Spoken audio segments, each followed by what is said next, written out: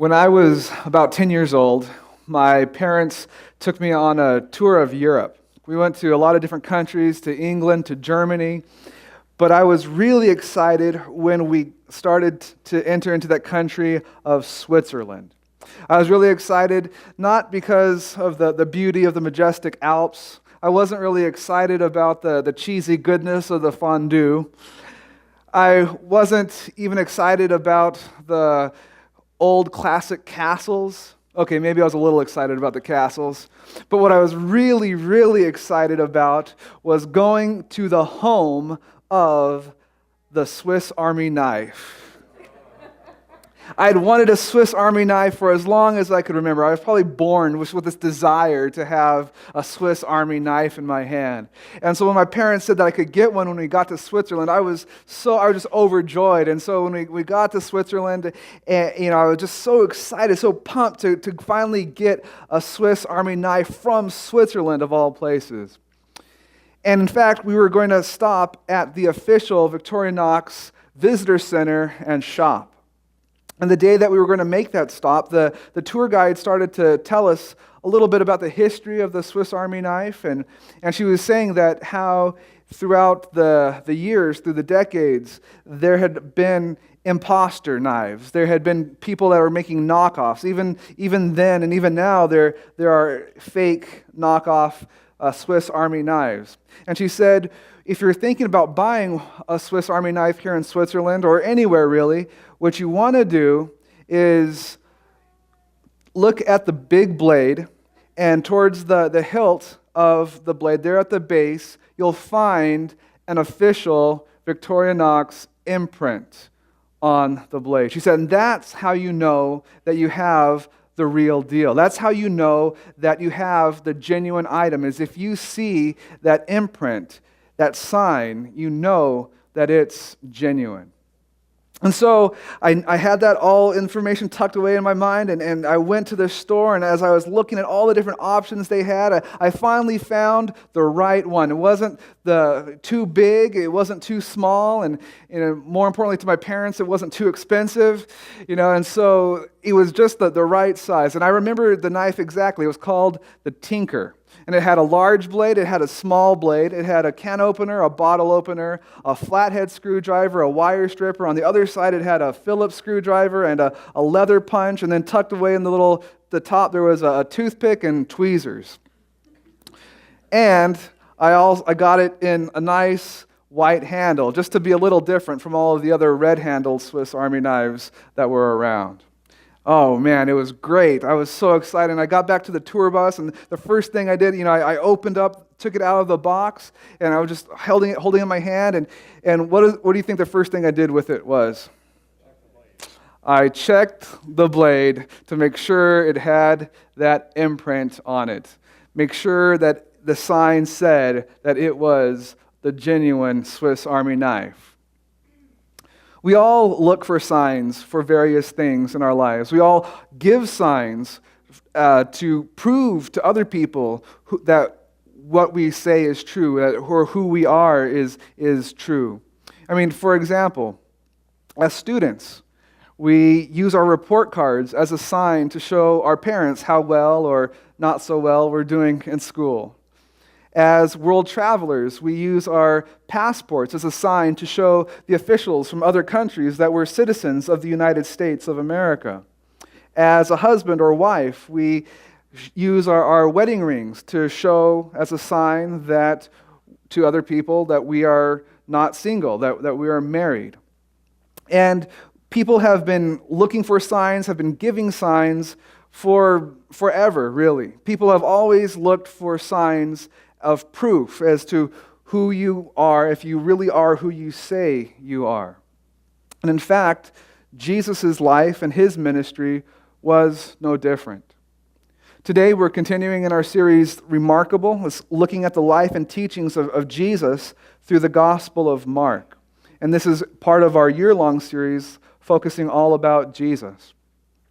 And as we've been going through the various chapters in Mark, I've encouraged you to read along with us because there's no way that I can fit a whole chapter's worth of information into one sermon. And so I ask that you would continue to read along as we go through the book of Mark. It's not going to take too long. It takes 5 minutes tops to read through a chapter. And so I hope you can find 5 minutes at some point throughout the week to read the rest of the chapter, because it really helps we read, all of the amazing things that Mark talks about, and it also helps to give us context, because we can't cover everything on a Sabbath morning. It gives us context as we study to see exactly how things have been playing out, and so we don't take story randomly out of context. So I encourage you to continue to read. Take 5 minutes, find 5 minutes out of your week to read that chapter, to keep up as we go along through the book of Mark. So today we come to chapter 8, Mark chapter 8. And we can't just jump into the first part of Mark 8, because we need to set the scene. We need to set the context by looking at the end of chapter 7. We didn't cover this last Sabbath, but we need to look and see kind of what was going on there at the end of chapter 7. And we read in Mark chapter 7, verse 31, that Jesus went through the land near the 10 cities known as Decapolis. Now, I know this might not ring any bells for many of us, but here you can see on the screen the map of Decapolis. There's the Palestinian map there at Jesus' time, and the section in orange is Decapolis, and the section in gray you can see is the nation of Israel at the time of Jesus' life. So you can see that when Jesus went to Decapolis, as he was there at the end of Mark chapter 7, this wasn't Jewish territory. The Decapolis was 10 cities, but they weren't Jewish. They were Gentile cities. This was a center of Greek and Roman culture. And while Jesus was there ministering and teaching in this Gentile area, this Gentile territory, we read at the end of Mark chapter 7 that Jesus came across a man and he healed a man who had been both deaf and mute. And so after Jesus had performed this miracle on this man, we read in verse 36 that Jesus told the people not to say anything about what he had done, about this miracle that he had performed. But the more he told them, the more they talked about it. So Jesus had been there teaching, he'd been performing miracles, and this one miracle was just so amazing to people, and he told them not to tell. He said, we've talked about, this is a secret. Jesus was frequently trying to get people to keep things secret, but the more he tried to tell them not to say, that the more they spread the word, the more people came to hear Jesus, the more people flocked to Jesus.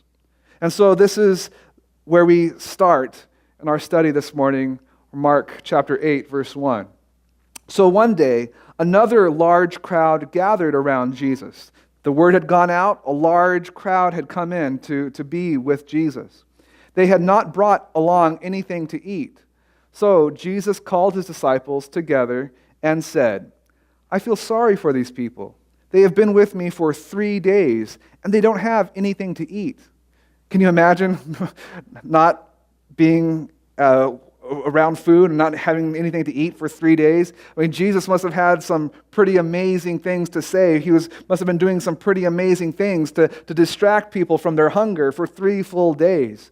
He said, they've been with me for 3 days and they haven't had anything to eat. Some of them live a long way from here. He said, I've tried to keep a lid on this, but the word has gotten out and people have come from far away and they've been here without anything to eat for 3 days. And so if I send them away hungry, they might faint on their way home. Jesus said, these people are here and they're hungry, and I don't want to leave them being hungry because they might faint as they try to get back to where they live. This brings us to our first remarkable point of the morning, that God cares about and provides for our daily practical needs. I know this might not be the most mind-blowing point that you've ever come across, but that's kind of the point. See, when we read the Gospels, when we look and study about the life and the teachings of Jesus, our mind kind of gets blown by the big, amazing things that he does, by the deep spiritual lessons that he teaches, like love your enemies. I mean, really, is that even possible? He wants us to love my enemy? or by his big, surprising miracles like raising someone from the dead. I mean, that's just, we read these things and we hear these things and these big, big teachings and miracles just kind of, wow.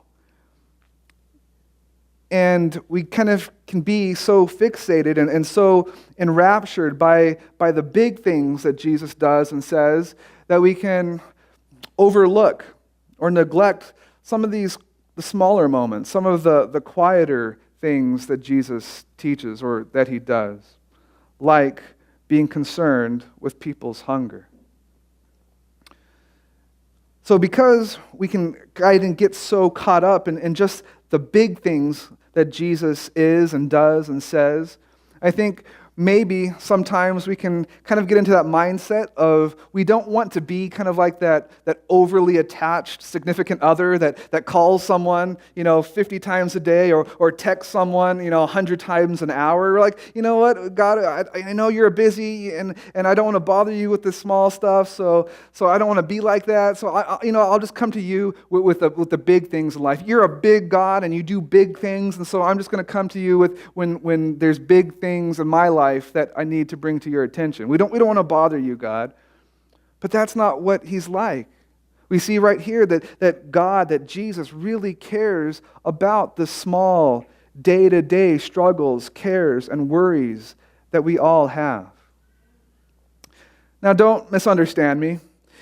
If you wake up in the morning and you really can't figure out what you're going to wear that day, maybe that level of crisis doesn't need to be taken to God for his input. I mean, he did give us the freedom of choice and intelligence, so we should use it, not like, oh, God, what should I wear, the solid tie or the striped tie? Answer me, or the smiley face tie, Wes, right?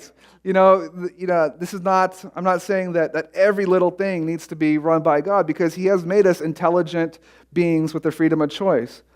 But God does care about our needs, our struggles, our worries, and our fears, even the things that we have to deal with every day, like finding food or shelter or clothing.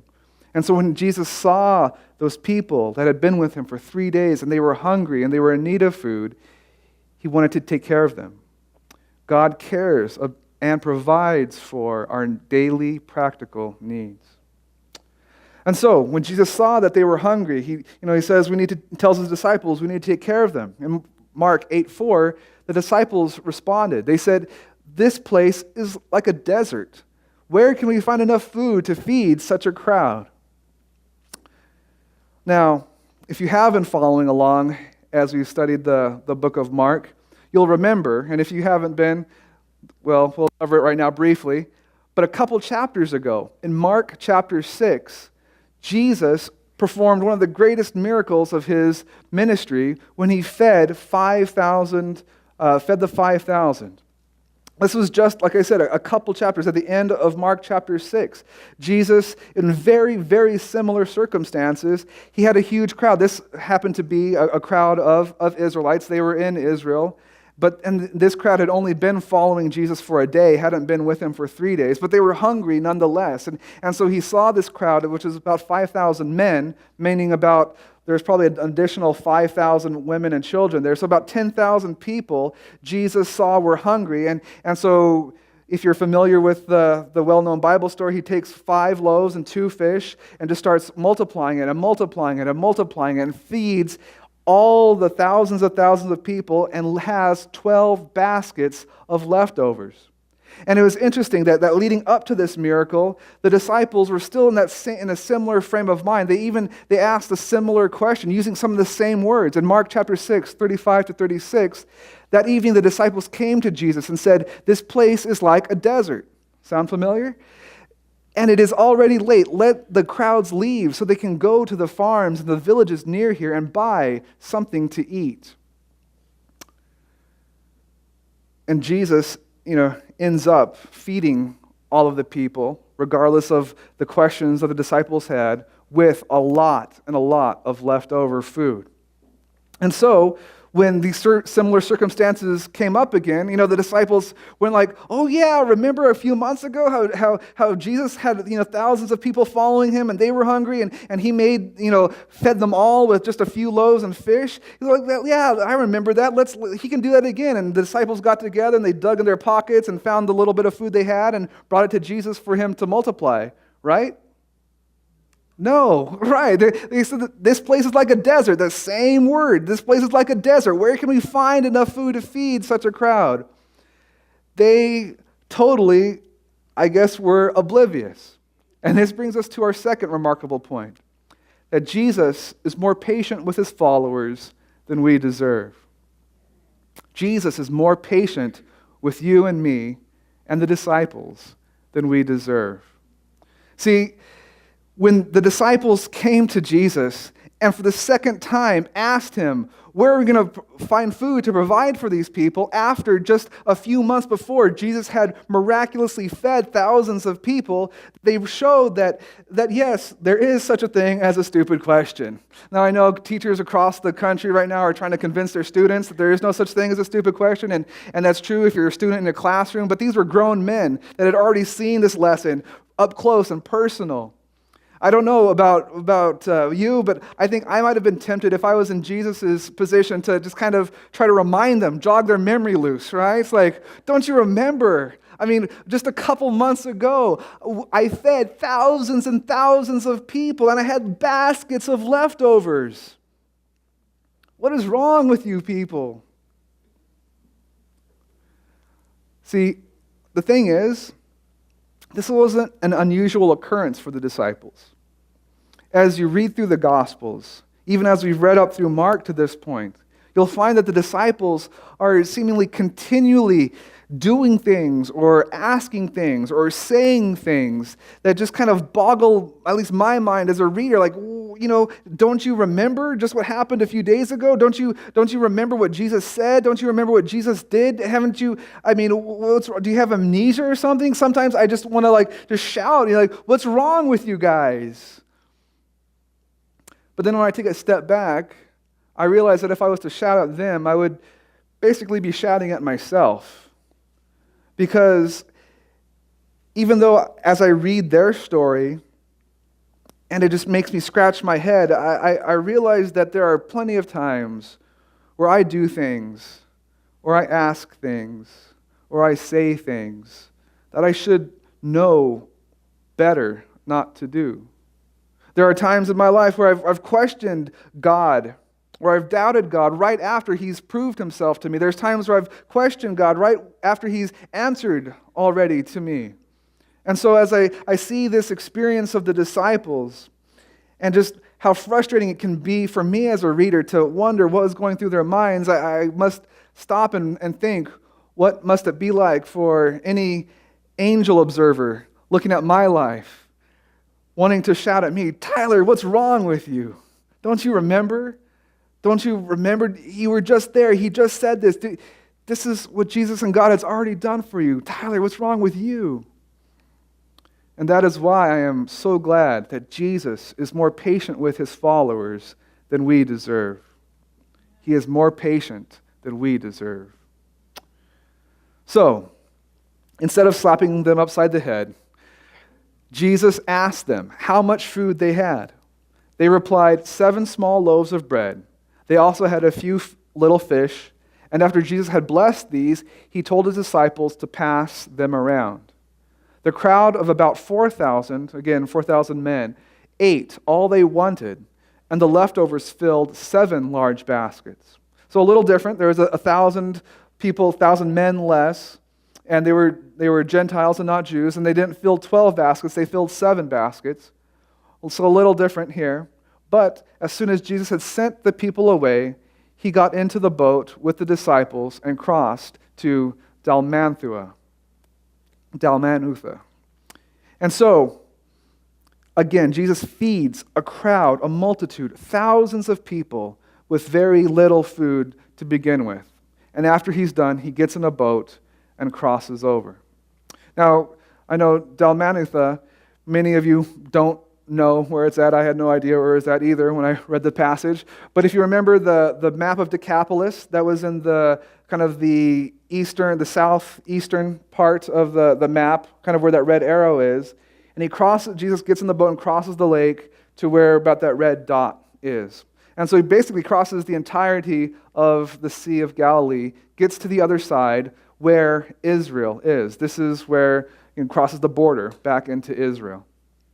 And when he crosses the border, when he gets out of the boat, the Pharisees came out and started an argument with Jesus. They wanted to test him by asking for a sign from heaven. They wanted a sign. They wanted Jesus to prove to them that he really was who he said he was, or that he really was who other people thought he was. Now, this request or this demand for a sign, it wasn't a genuine desire. It wasn't a real honest searching for some foundational hope or something along those lines. The Pharisees by this point knew much better than that. I mean, this was basically the midpoint of Jesus' ministry. And they had had plenty of opportunities to hear signs and to know who Jesus was or who he wasn't. As we found in John chapter 3, which is at the very beginning. I know it's a different gospel, a different book, but at the very beginning of John's gospel, we see that there was a Pharisee named Nicodemus. And he came to Jesus at night and said, "Rabbi, we know that you are a teacher who has come from God, for no one could perform the signs you are doing if God were not with him." So here, at the beginning of the onset of Jesus' ministry, Pharisees had already understood who Jesus was. They had already seen plenty of signs to understand, to recognize that Jesus had the imprint of heaven on him. And yet here, a year and a half, 2 years later, the Pharisees, again, a different group comes up to Jesus and said, "Jesus, show us a sign. Prove to us that you are who you say you are." Because Jesus knows that they're just kind of playing political games, in verse 12, he groaned and said, "Why are you always looking for a sign? I can promise you that you will not be given one." Then he left them. He again got into a boat and crossed over to the other side of the lake. Jesus had just come across the entirety of the Sea of Galilee. He steps off into Israel, and these Pharisees come out, and because they insist on seeing a sign, not in a dishonest insistence of seeing this sign, Jesus says, "What's wrong with you guys? Why are you always looking?" He said, by this point, they had heard of the miracles that Jesus had performed. By this point, they had heard that he had fed 5,000 Jews. By this point, I'm sure the news had spread that he had just fed 4,000 Gentiles. They didn't need a sign.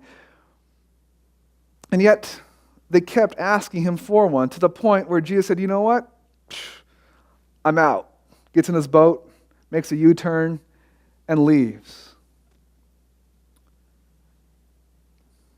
Jesus said, "I'm not going to show you a sign. Not because I'm trying to hide anything from you. It's because if you really were looking and you were honestly searching, you would find signs all around you." This brings us to our third remarkable point this morning. The world says, "I'll believe it when I see it." Jesus says, "Believe it, then you'll see it." The world says, "I'll believe it when I see it." Jesus says, "Believe it, and then you'll see it." See, I think a lot of us, maybe all of us, can identify with those Pharisees. Yeah, we might not want to try to get into an argument with Jesus, but I think there's been times in our lives where we could all have desired Jesus to show us a sign. We think to ourselves, if Jesus could only, drop that neon sign from heaven and show us who he really was, to prove to us that he really does love me, to prove with a sign that he really does want to give me eternal life, then if he showed me that sign, then I could really believe in him, and it'd be so much easier to follow him if I only had that sign. But as we've talked about in this year-long series, Jesus, he has a way of taking the things and the expectations of the world and flipping them upside down. He takes the way that the world operates, the way the world runs, the way the things the world expects, and inverts them. And he says, yeah, I know the world says you need to have proof before you believe, but it's not like that with me. That's not the way that heaven works. We do it the opposite way. You have to have faith in order to really see the signs. The Bible's very clear that it says that we are saved by faith and by faith alone. And so if we did have those signs dropping out of heaven, there'd be no need for faith anymore. There would be no faith because we would have that proof. But God says, you know what? You need to have faith. This whole journey, this whole experience is a faith journey. And yes, it would be nice if we could see that imprint, that heavenly imprint stamped on the side of our church or in the side of our Bibles or somewhere where we could see, or in the clouds even. But that's not the way that heaven operates. That's not the way that Christ works.